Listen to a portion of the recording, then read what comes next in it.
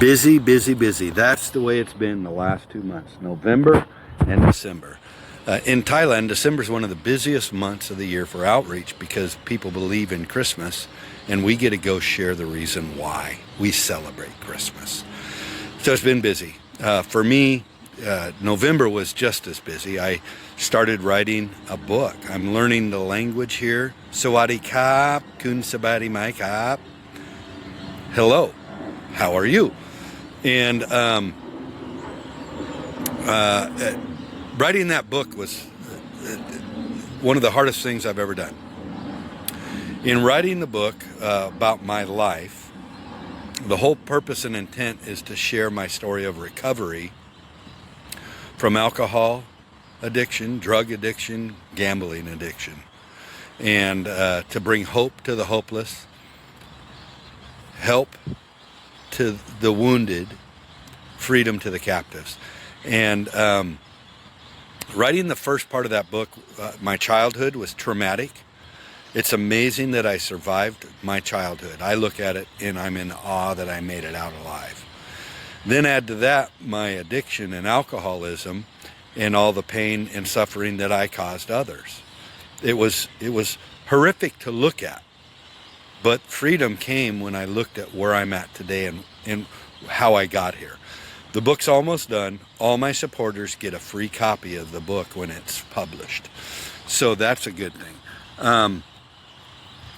The other thing that is important to me is doing outreach. And since I've been in Thailand, we've done outreach to Lamphun, which we're partnered with the church there now for 3 years, and the pastor and his wife. And then we also do ministry on the border with the Burmese refugees. And we do, most of what we do is with alcoholics and addicts because that's what God's called me to. Although we get to do other ministry. But something in November God showed me, stay on task and do what you're called to do.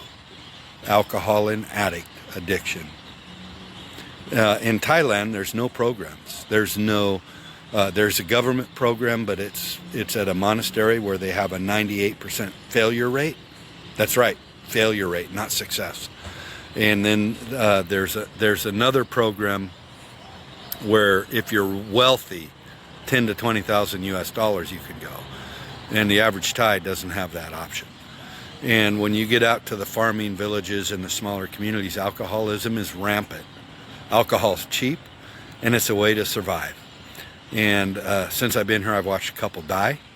I've watched at least 10 get a little recovery through our ministry and then go back to drinking. And so it's been on my mind to start an inpatient program, and the pastor in Lamphun has been working with me to do that. And we've decided in January or February after the holidays, we're going to do our first 30-day program. So through all the time I spent in prayer and meditation on this, I have been led to write curriculum similar to a New Heart ministry curriculum. Not the same, but similar. So far I've got the first 30-day participant guide, which is a daily guide in how to live a new way, daily practices of discipleship, of learning how to live a new way. I've got the leader training for the leader of the program. I've got the leader manual. I've got the mentor disciple manual and training set up, and 5 additional study guides during the first 30 days. And I've also, I'm now in the process of creating the 30, 60, 90, and 100-day aftercare program guides. They will all be translated into Thai, and they should be done in the next week or two. The intent is that I can build this program out, and once it's completed, I can go and start a location in a church, train them, lead it, and then leave them to lead the next one. So I'm basically planting, and after it's planted, I become the waterer and fertilizer. So I basically come alongside and mentor them, and I don't have to be there for the 30-day period, which is awesome. And this is how church planning works. So recovery planning's no different That's my opinion. So, so I've got all that done, and we're going to do our first 30-day program. And I've been working with a lot of the alcoholics in the Lampoon area. There's probably 8 to 10 ready to start. And I've been looking at, what do I need to do this effectively? What do I really need? First thing I need is a truck. And in Thailand, they have truck buses. So it's basically a 4-door pickup truck with an insert in the bed that can carry up to 20 passengers. The idea behind this is we can go out and find their drinking buddies and invite them to come alongside and be a part of. So we can help more alcoholics. Then we can go and minister to the other alcoholics that don't have any hope and no one to reach out to them. And then we can do weekly or bi-weekly or whatever meetings in the local villages to educate them on what's available, to bring hope to them, the families of the alcoholics. So we have a lot of things we can do, but we need this truck to do it.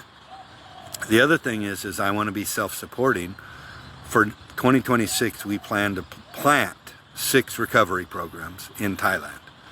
And in planning these programs, I want to be fully self-supporting until we hand it off to the church, which means we're going to pay to feed all the participants in 2026.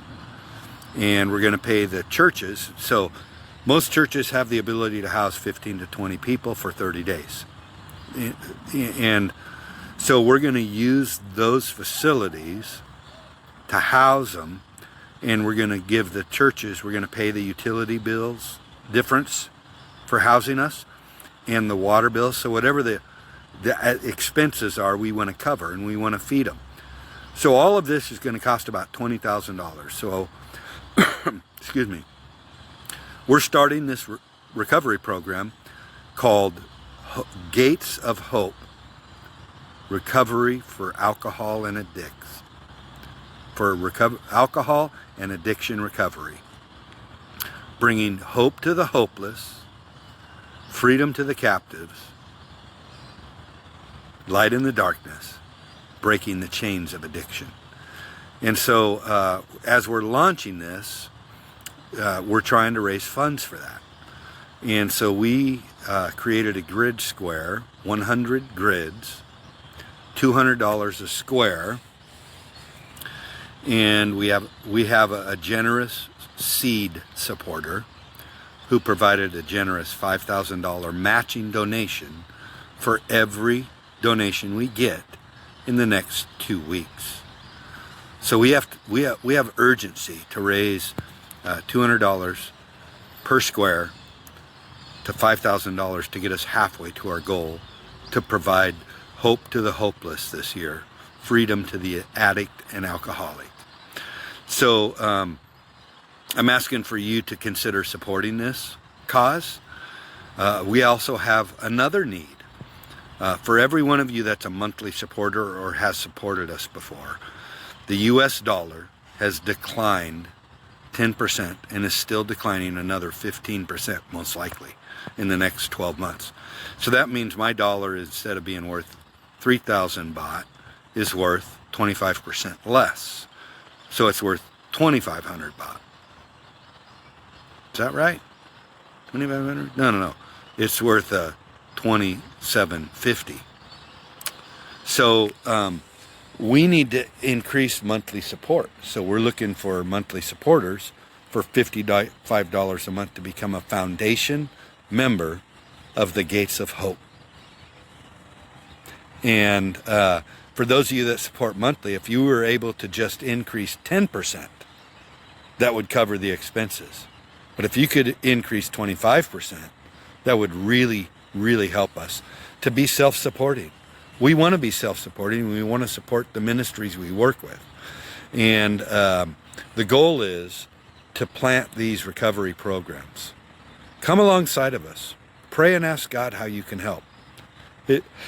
If you drink a latte a day at Starbucks, that's over $100 a month. What if you skipped 2 lattes a week? That's $30 a month. What if you skipped 3 a week? What if you did something different? What if you sacrificed one thing, one movie a month? That's $30 right there. You could support what we're doing. And I hate to ask for it, but I don't have an option. I want to do this. I'm called to do this. This is what I'm made for. Can you help me? I love you. I thank you for all your support and prayers. And I pray that you have the best year ever in 2026. That God would richly bless you and shine his face upon you in such a way you are able to bless others just as richly as you are blessed. Thank you so much. Merry Christmas. Happy New Year.